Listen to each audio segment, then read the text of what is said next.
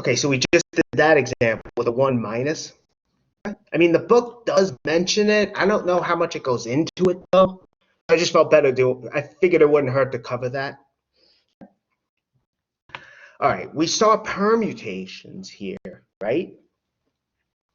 With permutations, remember, the idea was without replacement, but order matters. But order is not always going to matter, though. The order will not always matter. I mean, off the top of my head, I'm sure there's other examples. The only example I could think of is with playing poker, with cards. The order in which you get the cards, that doesn't make a difference. If you want to get, like, let's say, a straight flush, you know what cards you have to get, but the order in which you get them doesn't matter. And that's not the only example. We'll see a few others today, mostly with the lottery. I figured it'd be fun to do those kinds of examples. We have what are called combinations. So here we're saying the order doesn't matter. No repetition, but the order doesn't matter. That's what combinations are. So with a combination, you have a list, from n objects of size r, but you take out the order factor. And that's why we divide by this r factorial, which is the same thing as that p of r. Okay? Mostly because then we're taking into account that order doesn't matter.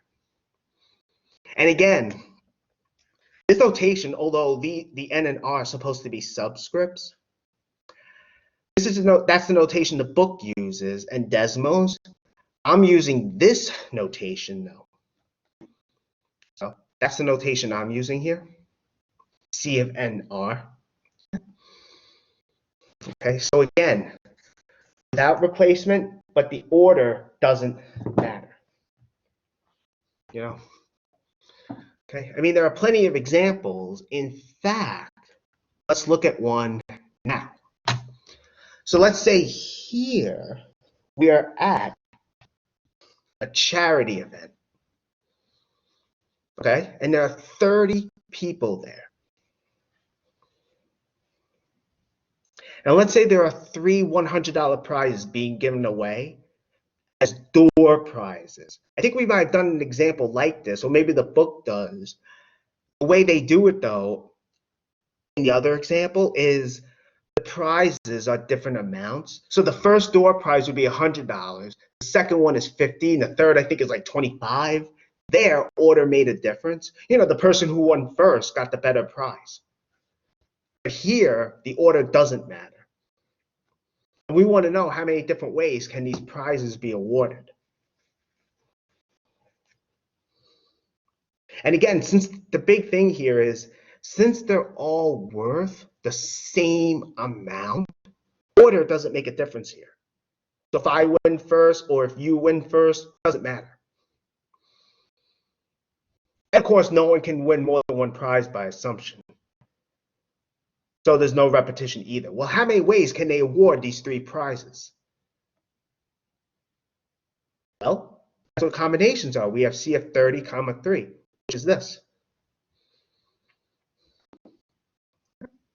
That's very similar to a permutation, except we have this extra, in this case, 3 factorial down here. And so on top, you can see that, well, the top comes from, we would just have the numerator if order did matter. But we don't. Order doesn't matter, so we're dividing by 6, so we get this number.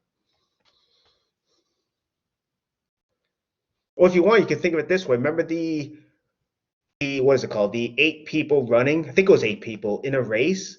First, the person who finishes first gets a gold medal. The person who finishes second gets a silver. The person who finishes third gets bronze. What if instead all 3 medals were gold? And whether you finish first, second, or third, it's not going to make a difference.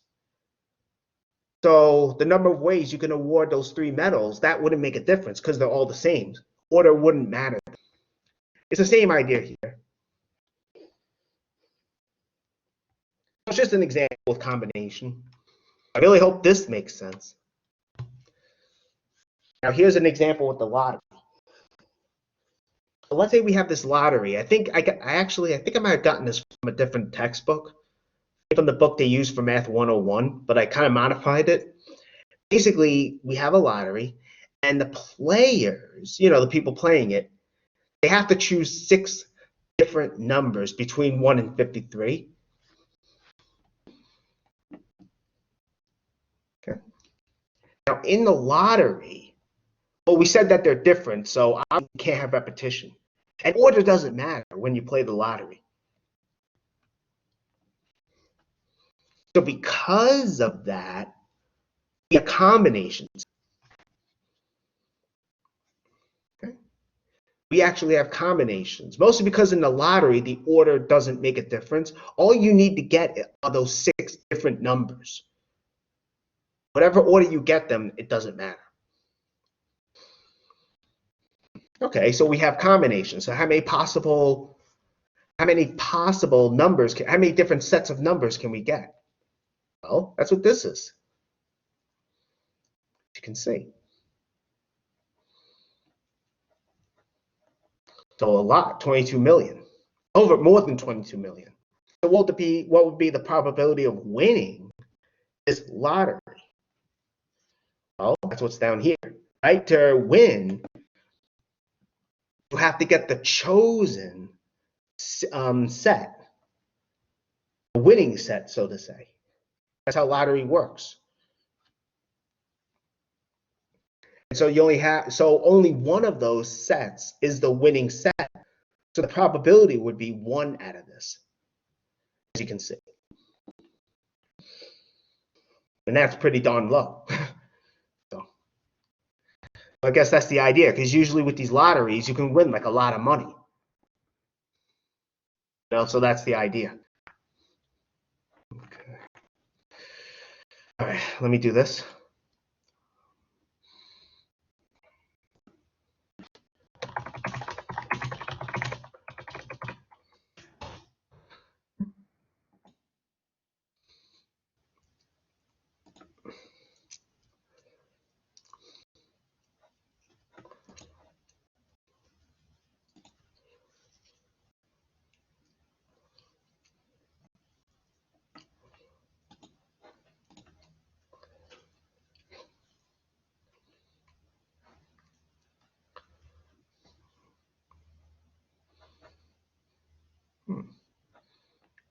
Okay, let me do this.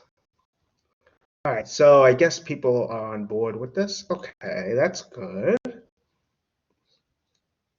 Okay, well, let's keep going then. This is one lottery example. Now let's modify it a bit. So here we have this, I'm not sure what they actually call it, but let's say we have this kind of lottery. We have 48 balls and they're numbered 1 through 48. And they put them in a machine, and I guess, I'm not sure what they call this kind of lottery, but I think I've seen this before. What happens is that the balls, like 6 of them are going to be pulled out at random somehow. And if you have the same 6 numbers as the ones as they get, you can win $1 million. And it's just like the previous example. It's very similar in that the order will not make a difference. So the order is not going to make a difference. So because of that, okay, we can use a combination. Now, of course, you can't have the same number repeated. That doesn't happen either. So we want to know, what is the probability of winning? Well, it's actually very similar to what we just had before, right? Almost identical. Since order doesn't matter, and since repetition is not allowed, we have combinations.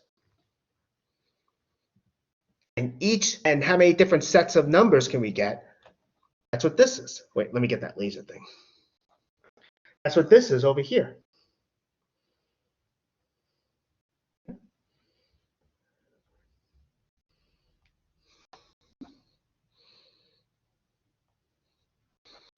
So that's our sample space.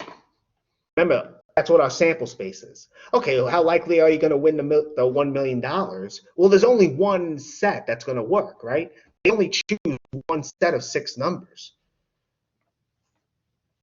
So only one of those outcomes is the winning set of numbers. So we have this, as you can see.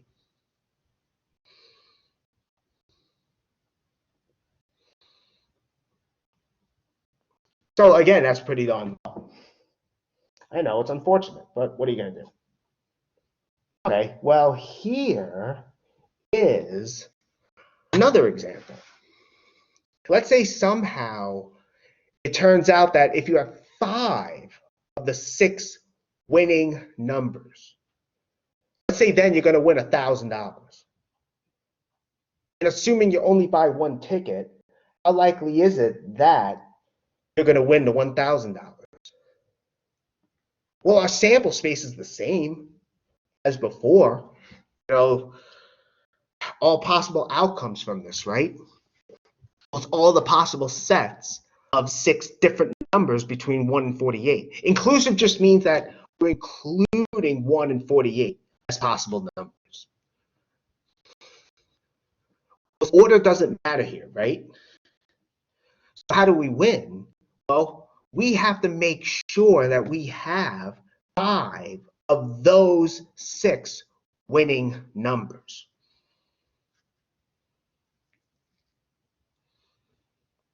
Okay, so we have to have 5 of those 6 winning numbers to win $1,000. How many ways can that happen? Remember, how many ways can we choose those 5 winning numbers? Well, again, order doesn't matter. Repetition is not allowed. That's what this is. So C of 6, 5. Let me see if this will work. So let's say 1, 2, 3, 4, 5, 6, right? So it doesn't matter what order they come in, but let's just say, for argument's sake, these 5 numbers are going to be the winning numbers. How many ways can we get those 5 numbers? How many ways can we put the 5 numbers? How many ways can the 5 numbers be there? That's what this is. The order doesn't matter in which they appear.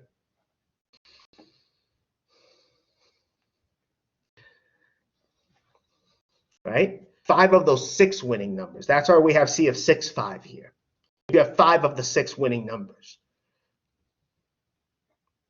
That's what C of 6, 5 is. But we have to account for the number that doesn't win, right?